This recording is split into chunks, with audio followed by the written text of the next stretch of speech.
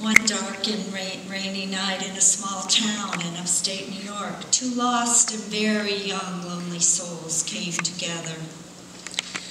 A seed was planted. Later, a child of 15 bearing a child, a baby boy was born. The years passed. Tony was age 15. He had grown into a fine young teenager. He enjoyed doing what most young boys enjoyed back then. There was no computers or cell phones or electronic games. He and his friends enjoyed swimming, rafting, riding their bikes, doing jumps. And then I later found out that they would ride their bikes right off to the end of the dock in the water.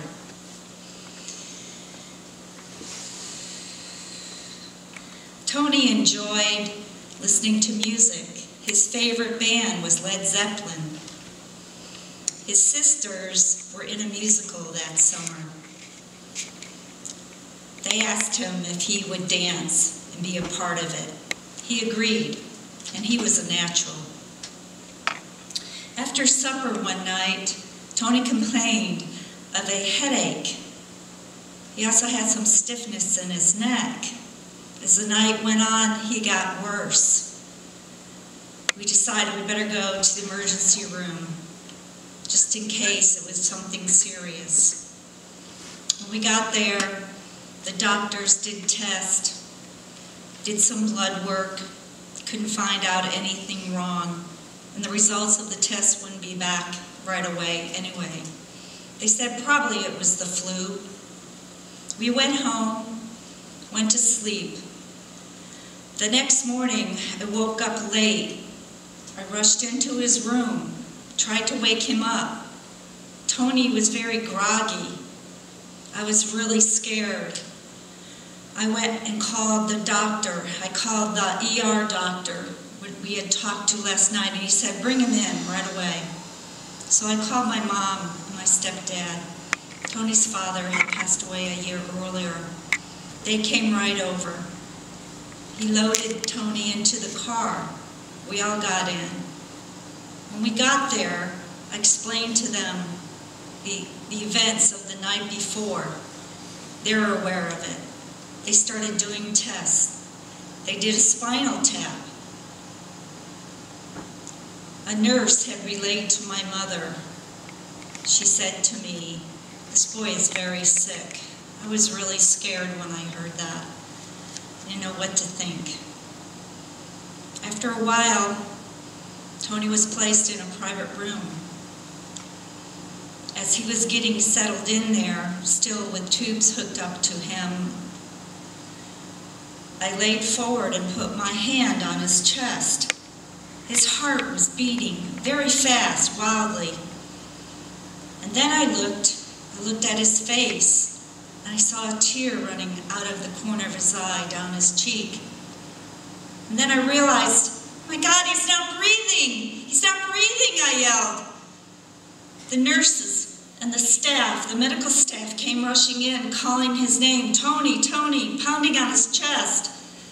Started hooking up tubes to him.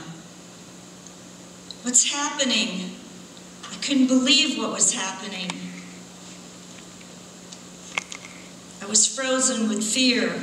I was paralyzed. And the next day, family, friends, and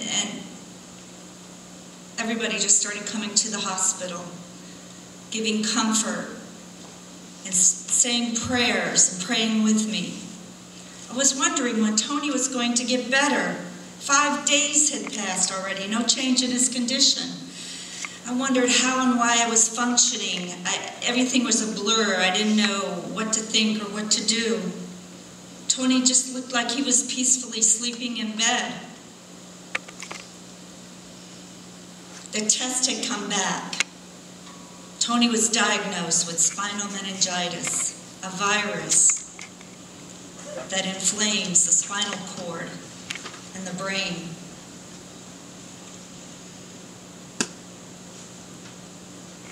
The nurse came in the next day and asked me if I wanted to help wash my son. I said yes. First I picked up his arm and washed it, and then I picked up his leg and washed it. His limbs looked so healthy and strong. Today Tony was 16. I remember looking out of his window in the hospital room off in the distance and seeing balloons rising, red, yellow, blue. It was a beautiful sunny day for the hot balloon festival in late September in the Adirondacks. The next morning, I walked into the room. I looked at the end of his bed, and there was a chart hanging there. I went over and I picked it up, and I read, "Condition grave." I froze. I was paralyzed. I knew, please God, please make him better.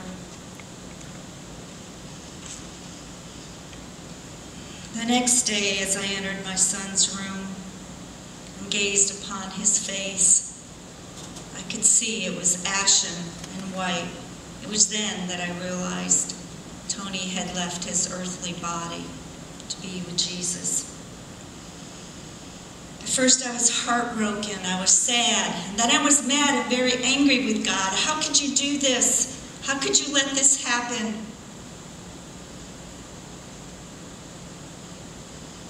Years had passed as I partied and danced with the devil, trying to forget.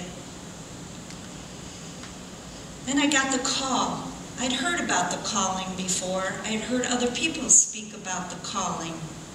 It was such a strong feeling. It was a force. It was just pulling me. It was then I knew that I wanted back into the fold.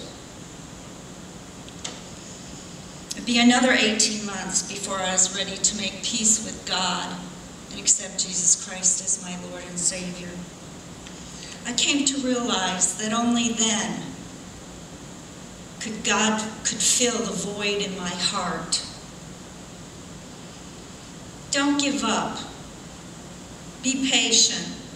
When things in life seem hard and hopeless, do not shut him out of your life.